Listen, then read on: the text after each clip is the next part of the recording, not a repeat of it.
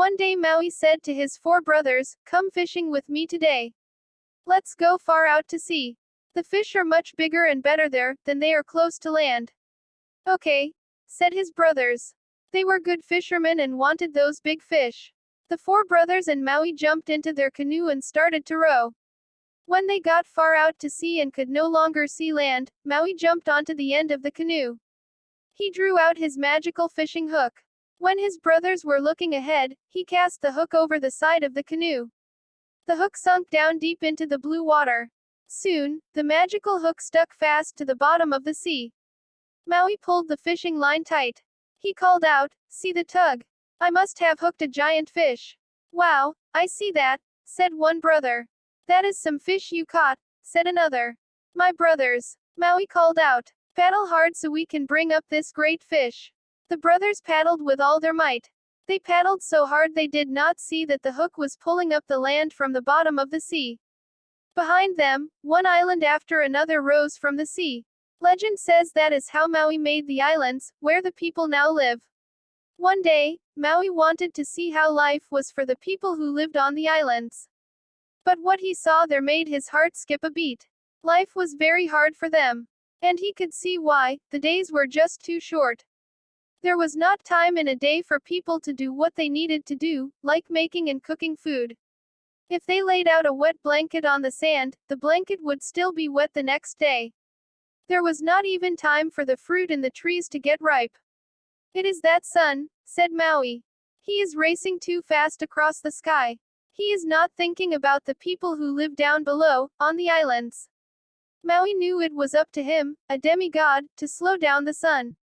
But how? He asked his brothers. He asked his sister Hina. He asked still others that he knew.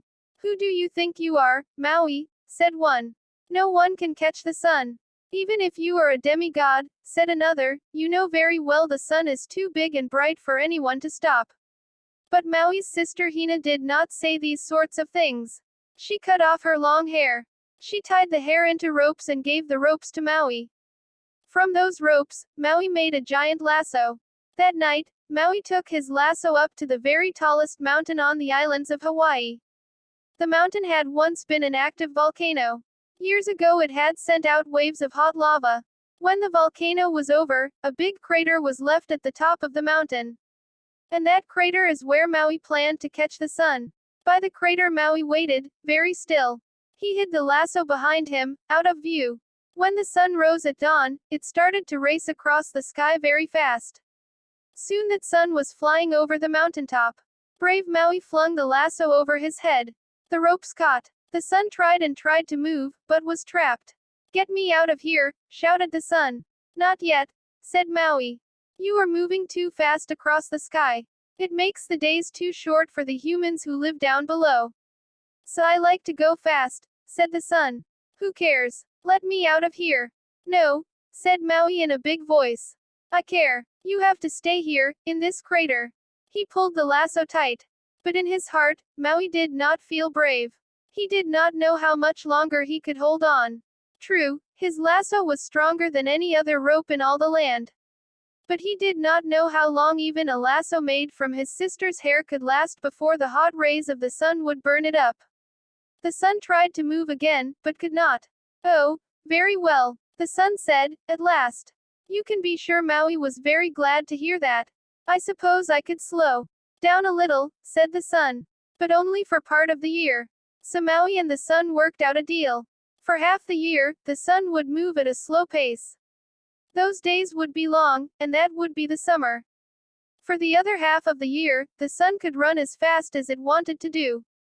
Those days would be short, and that would be the winter. This is how Maui made the days longer for the people of the islands. At last, they could do the tasks they needed. They could have a full dinner and rest after. And the fruits on the trees grew big and sweet.